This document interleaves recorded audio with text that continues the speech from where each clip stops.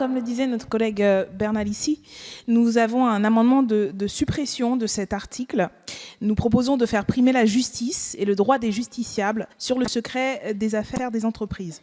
Votre article 25 introduit dans le Code de justice administrative des dispositions présentes dans le Code du commerce qui viennent restreindre les droits procéduraux des parties durant une instance et le principe même du contradictoire. Au nom du secret des affaires, comme le dit l'article, je cite, « Les exigences de la contradiction sont adaptées à celles de la protection du secret des affaires ». En l'espèce, dans le cas d'une instance administrative, le principe du contradictoire prévoit que les pièces transmises par une partie doivent être transmises à l'autre partie si elles ont un effet sur la résolution du litige. Or, avec cet article, les entreprises peuvent, au nom du secret des affaires, bloquer le contradictoire. Un document qui serait, selon elles, soumis au secret des affaires ne serait donc pas automatiquement transmis, puisque si le juge décide par ordonnance de le transmettre, il faut attendre l'expiration d'un délai de recours avant que l'autre partie puisse y avoir accès ou non. Encore plus problématique, cela signifie que le juge peut se fonder sur des documents et des informations dont l'autre partie ne pourra jamais être destinataire et qu'elle ne pourra donc jamais contester. Prenons l'exemple du redressement fiscal d'une grande entreprise qui sera examinée au tribunal administratif de Montreuil.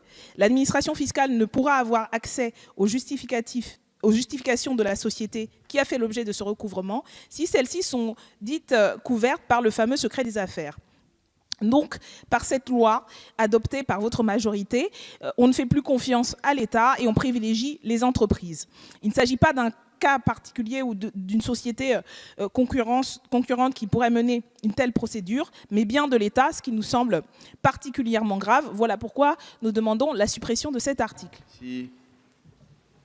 Non mais on va arriver à des situations ubuesques où au nom du secret des affaires, on ne va même plus avoir de contradictoire avéré, où vous aurez plus la communication des pièces. Alors je me souviens, je crois que c'était sur cet article 25 bis A où mon collègue Terlier en commission expliquait que en l'état actuel du droit, il pouvait y avoir des documents qui sont susceptibles de rentrer dans le cadre du secret des affaires, qui étaient communiqués immédiatement et qu'ensuite l'entreprise faisait un recours pour dire non, ça rentre dans le cadre du secret des affaires et qui gagnaient leur recours pour dire ce document n'aurait jamais dû être communiqué et rendu public.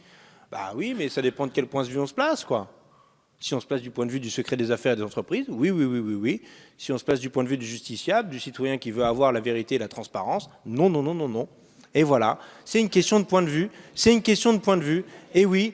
Et donc nous, c'est pour ça que nous nous opposions déjà à la loi sur le secret des affaires et que nous continuons de le faire sur ce projet de loi sur la justice. Et voilà pourquoi nous avons cet amendement de suppression que je vous adjure de voter et de soutenir. Ce n'est pas possible de laisser un certain nombre de grandes entreprises, au nom du secret des affaires, cacher des vérités qui peuvent être d'intérêt général aux citoyennes et aux citoyens de ce pays.